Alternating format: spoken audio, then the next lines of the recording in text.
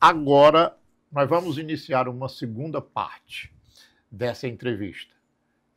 No início da primeira parte, o Reginaldo disse que a curiosidade dele de uma pessoa nascida em Bertolínia sobre a sua cidade o fez chegar até aqui a esse trabalho que ele desenvolve com tanto brilhantismo.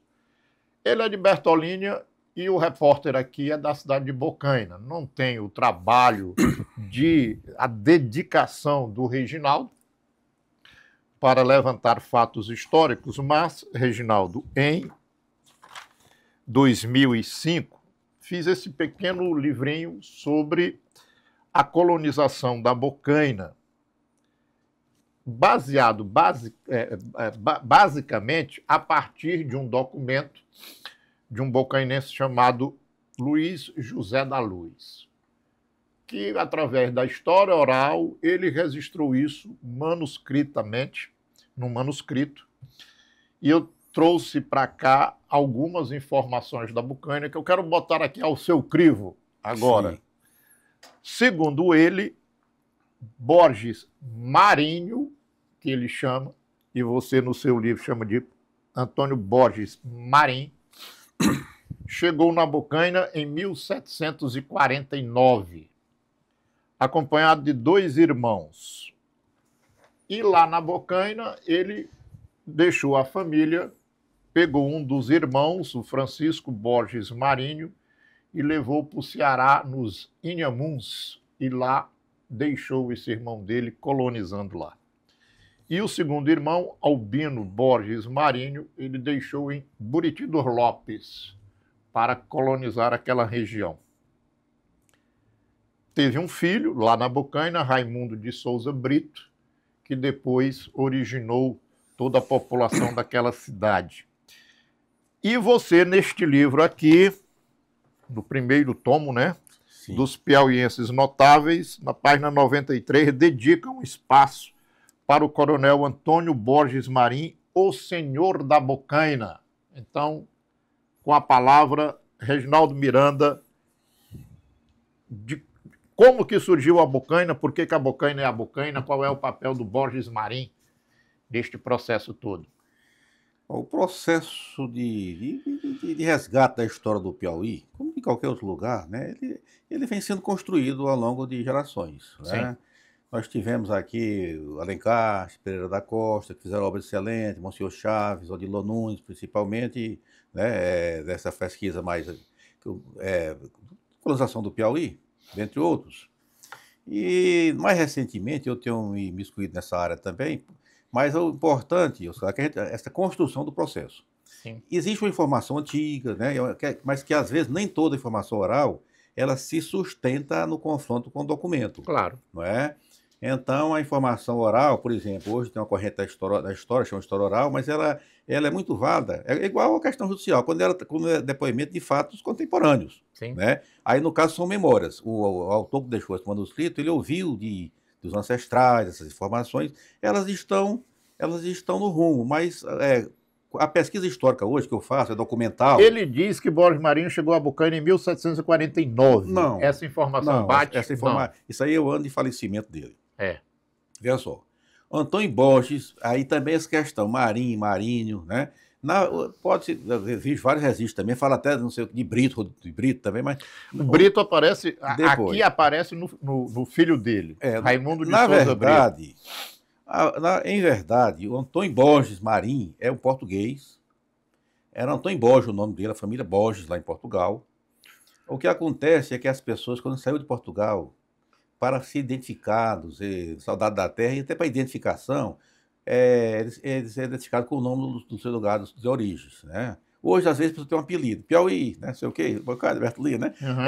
Naquele tempo, mas estava agregando ao nome. O Antônio Borges adotou o nome Marim, porque ele era natural de Vila Marim, no Conselho de Vila Real, em Portugal. Sim. Então, ele adotou esse nome, ele era um militar, ele foi designado, primeiramente, para servir ao Reino de Portugal nas tranqueiras de Saibana, numa ilhazinha a 50 quilômetros de Bombaim, na Índia, né?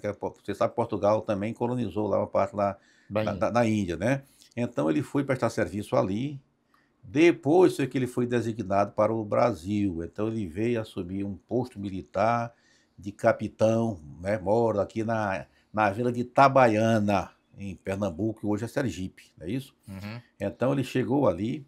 Quando ele chega naquela região, que é litorânea, que é o Sergipe, é o tempo que estoura aqui no Sertão de Dentro, uma revolta que muito repercutiu, uma revolta geral dos índios, né? O levante geral dos índios, ou revolta de Mandu Ladino, que era um cacique, um líder indígena, que se revoltou contra isso é um caso interessante também, contra o processo de colonização. Ele agregou várias nações e ele contestou o processo de colonização portuguesa na bacia do Rio Parnaíba. Então ele chegou a matar um comandante militar, Antônio da Cunha Souto Maior, junto com os seus liderados, né? E então o Souto Maior é substituído nesse comando por Bernardo de Carvalho e Aguiar, né, que era o mestre de campo, um era o mestre de campo, depois foi o primeiro, ele foi o segundo, e foi nessa altura, nesse contexto, que é mandado para o Piauí o Antônio Borges Marim para vir socorrer os militares aqui do Piauí. Na luta contra Manu Ladino. Contra Manu Ladino. O homem que fundou a Bucaina. Então ele veio para cá liderando 300 militares, um contingente grande, 300 militares para a época, né? E então se estabeleceu ali na Bucaina. Chegando ali, ele manda notícias, né, para o Bernardo de Guiar, que já estava no Piauí. Então ele funda ali a Bucaina, fica ali, né? Segundo eu pude, assim, isso aqui não está em documento, né? Mas que o nome Bucaina seria por causa da boca de serras e tal, né? Essa informação aí que eu tenho bate com essa que você está dizendo. Então, mas ele ficou ali, é dali que ele vai combater os índios. Então é o seguinte, veja só, os índios Jaicós e Icós, eles tinham sido catequizados pelo padre Tomé de Carvalho e Silva em 1701. Nas suas próprias tabas, né? Esses índios também, eles integram essas tropas quando vem a levante geral, todos os índios abandonam qualquer contato com o colonizador português, né? E então a primeira missão de Antônio Borges Marim no Piauí, que foi dada pelo Bernardo de Carvalho, foi combater os índios no sul do Piauí. Então, nessa missão, ele consegue trazer de volta os índios Jaicós, né? Trazer de volta a bandeira de Portugal, e então os coloniza na sua fazenda. Isso foi em 1714, viu? Ele chegou, ele foi designado para o Piauí em 1712, tem ordem do rei, que ele viu, mas ele passou para organizar as tropas, que tinha que organizar, tropa de 300 homens, e equipá-las. Ele só chegou aqui no Piauí em 1714. Foi quando... e você tem a informação de quando ele fundou a Bucaina? Em 1714. Quando ele chega, já se estabelece lá, fundando a fazenda lá, né? Aí, nesse mesmo ano, ele vai trazer de volta os índios e ao desses índios próximo dele lá, né, os índios Jaicós. Então, esse é o primeiro feito dele no Piauí. Depois ele continua ajudando, auxiliando nesse combate. Muito das pessoas, dos soldados que vieram com ele, se estabelecem com fazenda no Piauí. Só que ainda estava muito vasto, e então eles viram campos férteis para cultivar. Alguns voltaram, né, para Sergipe, mas uma parte ficou aqui, né? Então, até nisso, essa entrada do Antônio Borges Marim, ela é importante não só para a Bucaina, mas ela é importante do processo de colonização, porque ele trouxe muita gente que vai fundar diversas fazendas. Ele mesmo, pelo que eu vi em documentos, ele fundou Bucaina, onde ele ficou morando. Ele fundou a Fazenda Sussuapara, que é hoje uma cidade, né? Sim. Fazenda Picos, né? Eu não sei necessariamente se é a cidade de Picos, e mais uma outra. Então, eu vi 4 fundadas por ele, né?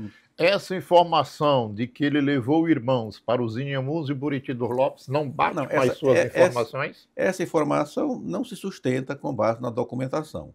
Mas pelos documentos que eu tenho, porque esse processo também está em construção. Sim. Né? Eu era o descendente deles, filho dele, né? No caso era Francisco Borges Leal, né? Antônio Borges Leal, ele tinha alguns descendentes que se estavam Borges Leal, que esses Leal, que foram para Campo Maior, casaram na família Castelo Branco e deu essa ramificação de Leal Castelo Branco, né? Lá no sul do estado, ele tinha a confusão de nome, porque ele tinha também um filho com o mesmo nome dele. Era comum naquele tempo, ele tinha o nome. Ele teve um filho chamado Antônio Borges Marim, que esse eu encontrei o batizado dele, né? Ele foi batizado em 1700 falando de cabeça aqui, de memória, 1743, 44, né? O pai ficou órfão muito cedo, porque o pai falece, me parece que em 1749. E esse Antônio Borges Marim continua morando lá, é um herdeiro lá da fazenda, e ele vai ser um personagem importante também na fazenda e na política do Piauí. Ele foi vereador, que naquele tempo tudo pertencia a Oeiras, ele foi vereador de Oeiras, naquele tempo do Senado da Câmara, né? E nessa qualidade ele chegou a co-governar o Piauí. O Piauí passou 23 anos, praticamente 23 anos, sem governador, né? Desde que teve o governador João Pereira Carlos, o governador Gonçalo Lourenço Botelho de Castro, e até Dom João de Amorim Pereira, final já dessa era, foram 23 anos. Então o Piauí eram 3 membros da junta de governo. Era o vereador mais velho do Senado da Câmara de Oeiras, o ouvidor geral e o militar de maior patente. Na qualidade de vereador de Oeiras mais velho, ele foi membro da junta de governo. Então, ele co-governou o Piauí. Na lista de governador do Piauí, ele aparece. Então, mas ele é o moço, né? Ele é filho desse primeiro colonizador. Então, mas a família Borges Leal do Piauí descende, sim, de Antônio Borges Marim. Isso aí eu não tenho dúvida. Só mais uma pergunta aqui para a gente caminhar para o encerramento. Segundo os documentos da história oral registrada pelo Luiz José da Luz, a igreja de Bocaina foi concluída em 1754. Você está me dizendo que o Borges Marinho chegou lá em 1714, aí um período de 40 anos. Você tem informação sobre a questão da igreja? Não, sobre a conclusão da obra da igreja? Sobre a igreja eu não encontrei. Primeiro festejo da Bocaina? Sobre a igreja eu não encontrei informações, mas sei que ele deixou uma viúva, né? Uma viúva, Maria da Silva da Conceição, um nome assim, que depois casou com, se não me falha a memória, Gonçalo Rodrigues de Brito, né? Aí é que é a confusão, muita gente coloca Brito no meio né, da descendência, né? E então, e esse filho, mas era comum, Oscar, naquela época, as pessoas, a religião estava no primeiro plano, né? Sim. Então, um homem da envergadura dele, um militar de alta patente e tudo, não ia morar num lugar sem ter a sua casa de orações, né? Então, falta ainda se documentar mais isso, mas isso também não é impossível se encontrar, isso fica rastro, inclusive do Bispado do Maranhão, né? Isso ainda pode aparecer em documentos, mas que era um costume também desses primeiros fazendeiros, principalmente um homem como ele que veio com tropas militares, quer dizer, já tinha um certo núcleo a fazenda dele, né? Que tivesse uma igreja, uma capela, né? Isso é muito normal e é possível que se encontre registros documentais disso. Eu ainda não os encontrei, mas diante da sua pergunta eu vou ficar até agora atento. Não, porque assim, a igreja, ela registra a quantidade de tempos que ela faz aquele festejo. Então, esse ano de 1754